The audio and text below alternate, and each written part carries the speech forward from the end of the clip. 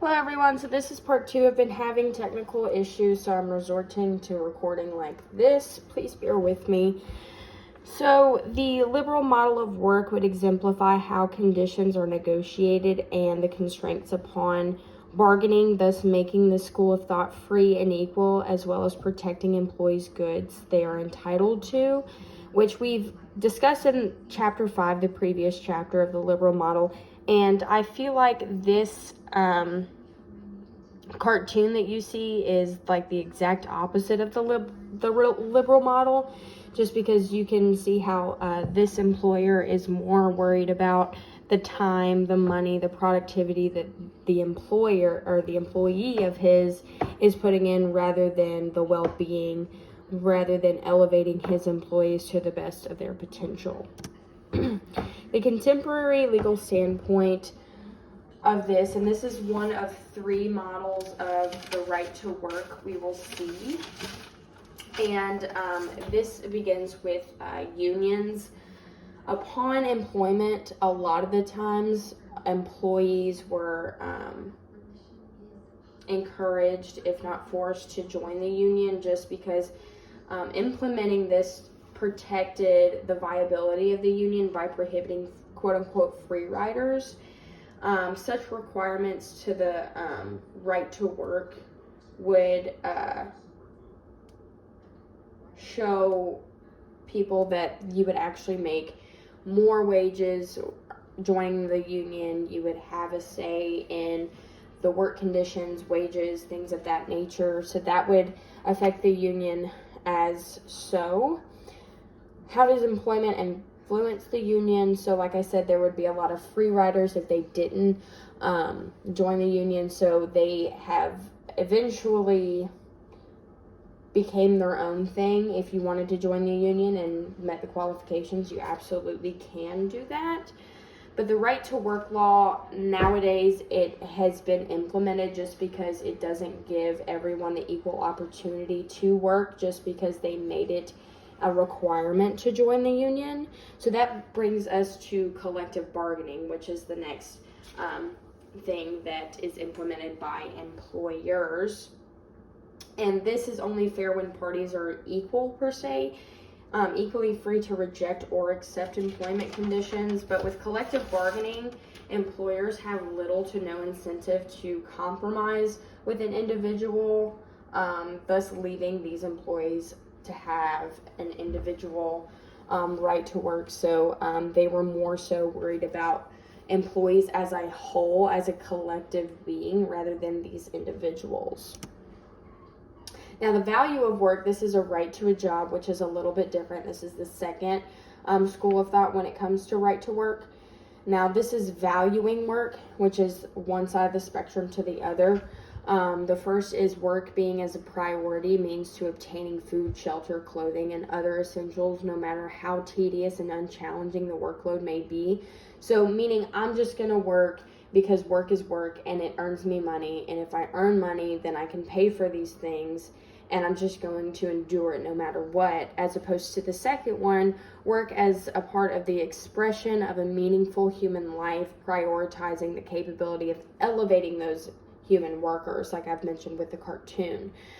This fits within the liberal model, as I've mentioned earlier, as a meaningful human life, prioritizing and elevating the sense of value of work, as opposed to the first model.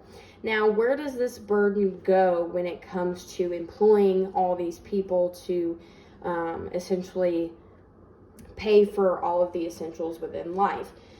So if private employers had to give jobs to everyone, every single person, it would, as it is their right, of course, it would lead to economic and ethical chaos. That's honestly, it would just not work.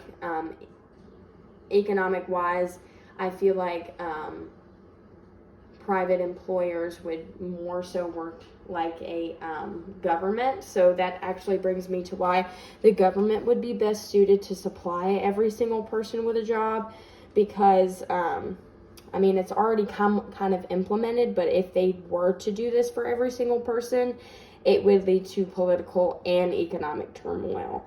But we do have jobs and unemployment that the government provides to those that actually qualify for that, which brings me to the Great Depression, this is where everything started with government assistance. In the 1930s, the Great Depression in the United States created jobs for the majority of those affected, which the majority was pretty much everyone in the 1930s.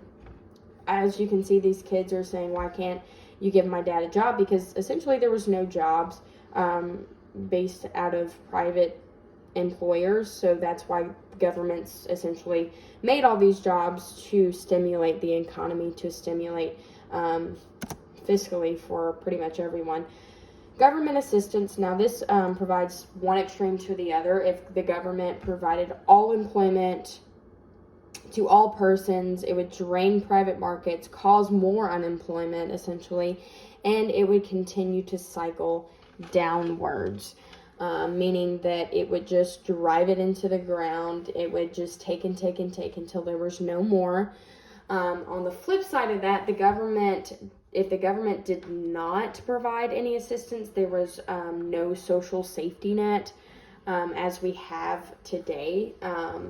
There would be no economic support for anyone.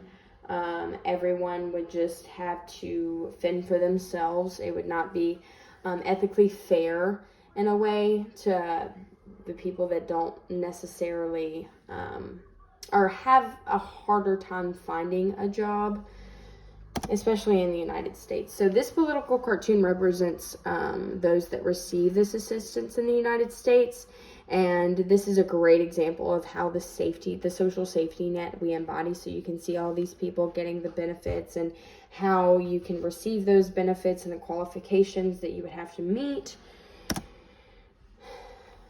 So the third and last meaning to the right to work is this perspective. It actually gives insights on the employers and to maintain and keep a job without mistreatment. This inevitably gives an employee job security, kind of like when you've been at a job for, say, 30 years. You see this all the time on, movies and TV shows where a guy was spontaneously fired from his job just because they didn't need him anymore. Not for any other, ethical reason. They just let him go because they don't need him. They need to save money. So this would actually protect a person from an employer of doing that. This works against the efficiency of a private employers, of course, because they're so fiscally driven. If they need to save money, they will. And if they need to fire an employee, they will, but they can't because it is protected, and we'll actually get into that in a second, because each employee has a right to due process. Employment at will is a lot different than due process. This contractual agreement only exists if both parties consent, because this contract means that an employer may fire an employee for any reason at any time or an employee can quit at any reason at any time. So it's very mutual. You're free to quit, you're free to fire, in simplest terms. So at will has been judicially eroded by these acts, like the Civil Rights Act. You can't fire somebody on the basis of race, gender, sexuality, religion. The Wagner Act, when it comes to the union, they are on a contractual basis of how work conditions should be, etc. Occupational Safety Act, Americans with Disabilities Act, Health Act. These are all legislation that essentially maintains the right to employees to maintain a job and to essentially get a job, honestly, especially the Civil Rights and Americans with Disabilities Act. Now, the burden of proof within an employee that feels like they've been unjustly terminated lies within them. They have to prove that they've been unjustly terminated based on this legislation. Per Legem Terre, I probably said that completely wrong, but this has to do with the law of the land, and this let's see. This implements the authority restrictions within the workplace. Due process are limitations that offer protection against arbitrary uses of managerial authority. This establishes procedures employees must go through to prove termination, or to prove the termination was not arbitrary. So we have to go through A, B, C, and D to make sure that we didn't, cross any lines we weren't supposed to cross, and we don't find ourselves in a lawsuit. So what would happen without due process within the workplace? It would pretty much be the at-will kind of perspective. You have a right to quit. You have a right to be fired for no reason at all. Because I want to save money? Okay, go home, don't come back. Pretty much is what that says. So the counter arguments for this would be that it involves illegitimate restriction on freedom of employees to establish conditions of their work. So kind of like the union, but between an employee and their employer. So like I said before, you're free to quit, you're free to hire, free to fire. It would also be an illegitimate restriction of property rights of business owners, which we'll get into that here in a second. But the last one would be no threat of termination upon employees will result in inefficient work. So they think if they don't have that looming feeling over their head where if I don't do this right, that I'm going to get fired and I can't pay my bills, then they're just not going to work as hard. But that's not really with every case. So the free market, on the flip side of that, which previously that was more of an at-will kind of perspective, but this free market perspective has to do with employers and employees that should be left alone to bargain with work conditions, wages, and work security. All those things we've mentioned before, that should be left up to the employer and the employee, kind of like when you go into an initial interview for a job. You sit there and discuss how the work environment is, how much you're going to get paid, what the work environment's going to be like once you're there and in it. And the second would be restricting employees to quit freely would be considered borderline slavery. And I want to emphasize borderline because it would not be considered slavery, because there are a lot of more elements that would have to go into it being considered slavery. But if you don't have the right to quit whenever you want for decent reasoning, it would almost be like entrapment, slavery, servitude, things of that nature. Now, Patricia Werhane, I'm probably saying her name wrong, I apologize. She actually argues these schools of thought. She says it hurts employees more when they lose a job as opposed to when an employer fires an employee. Now, I know with COVID that's a little bit different because of everything being short-staffed. But the second would be the inequality between employees and employers. And it would actually leave employees at a disadvantage because,